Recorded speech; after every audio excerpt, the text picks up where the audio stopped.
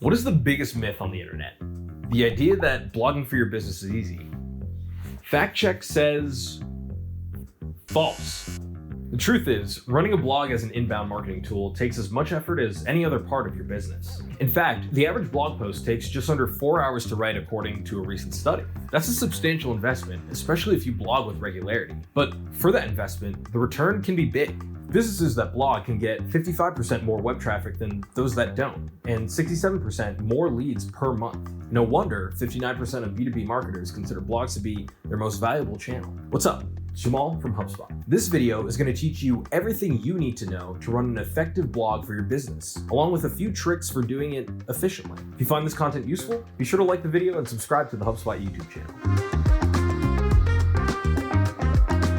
Now, before you start writing your first blog entry, it's a good idea to understand a bit of how blogs work to bring you in customers. Many marketers use blogs to improve a company's search ranking on Google, and it works. Blogging can result in a 434% increase in index pages on Google and a 97% increase in index links. This means that potential customers are more likely to discover your business when searching online for a product or a service you offer. Blogs can also offer big benefits once the potential customer has found you. Why? Well, 70% of people would rather learn about a company through articles than advertisements. And I'm not really sure who the 30% of people are who are like, I love seeing ads all the time.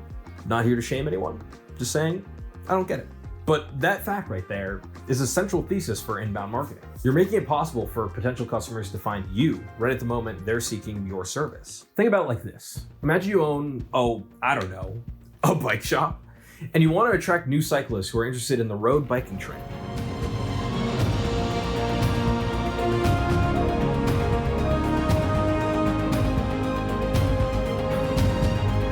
Let's do this. So you write a blog about how to get started with road biking.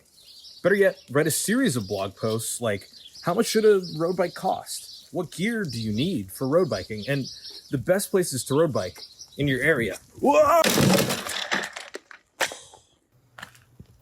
Just be sure to wear a helmet. These are all things that a potential customer is likely to look up online before they start shopping. And if they read your article, you've now solved a problem for them before they've even set foot into your store. And solving problems is the foundation for building loyal customers. Now that you understand why a blog works by building your SEO while solving problems for your customers, it's time to tackle the two big questions.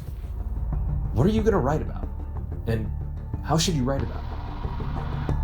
I already gave you a few examples of article ideas for your imaginary bike store, but you need to come up with fresh ideas every week to keep your blog effective. You want to approach this ideation from two directions. What sort of expertise do you offer? And what questions are customers asking about your business? Where these two intersect is where you want your blog to be. Start by making a list of topics and ask your team to contribute. These don't have to be actual blog ideas yet, just general topics that relate to your business. Pay extra attention to your sales and marketing folk who likely have more insights into the customer's wants and needs. Next, run a keyword analysis to find out what people are actually searching for online. There are links in the description that will walk you through every step in that process. Going back to our bike store example, you and your team might be experts in bike helmets, nutrition for cyclists, cycling shoes, and bike repairs. Keyword research revealed that people are searching for, does cycling burn calories? Best cycling helmet, best cycling shoes, knee pain. Start with articles that intersect between your expertise and customer interests. You can later build expertise in other customer interests to address those needs as well. Spend time looking at what your competitors are writing for your customers and what's already ranking #1 in Google for your target keywords. Looking at the competition will help you identify your starting point. In order to rank above them in Google and win over more readers, your content needs to be 10 times better. And use HubSpot's blog ideas generator to come up with even more article ideas, a whole year's worth. Now, you're ready to start writing. But a blank page on your screen can be a terrifying thing, even for professional writers. To get you over that hump, HubSpot has a series of free blog templates that you can download from the link in the description. These templates will also help you keep your writing clear and focused, and make sure formatting is optimized for online search and reading. Keep your writing casual and conversational, like speaking to a colleague in the break room. Think friendly but professional, informative but never patronizing. And always be jargon-free. Preview your main points in the first few lines of each blog so readers know they've come to the right place. Give them a takeaway to act on at the end of each article. Now, are you ready for some real ninja tricks? Expert bloggers insert passive CTAs as hyperlinks at the start of each article. HubSpot research has shown that these links have the highest click-through rates. Despite this, Blogs are getting longer. That's because articles over 3,000 words get 3 times more traffic, 4 times more social shares, and 3.5 times more backlinks. And by the way, when writing a blog, it's always good to use some data and research to back up your point, and always link to your sources. It's just the right thing to do. When I was feeling especially lazy in high school, I would be like, I'm pretty sure I heard this from somewhere, and just write it down. Why am I telling you this? Can I get in trouble for that? Are they gonna take away my diploma? Once your blog is written, have someone else read it for clarity and corrections. Or at least take a break, then go back and give yourself 30 minutes to edit and proofread. There are some pretty good AI-powered apps like Grammarly to help you check your writing, but they won't catch everything, so read carefully.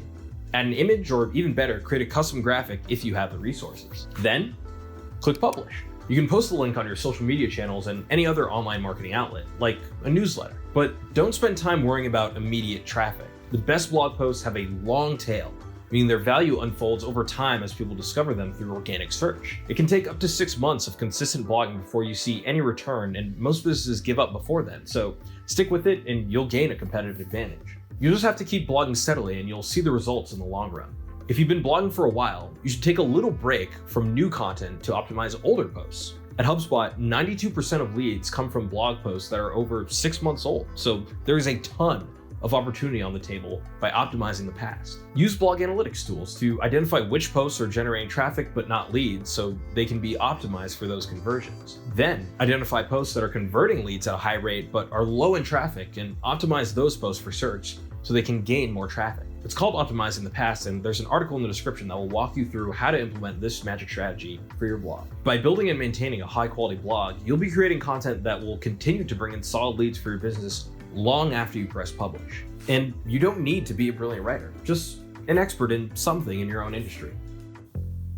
Are we human or are we blogger? Let me know in the comments.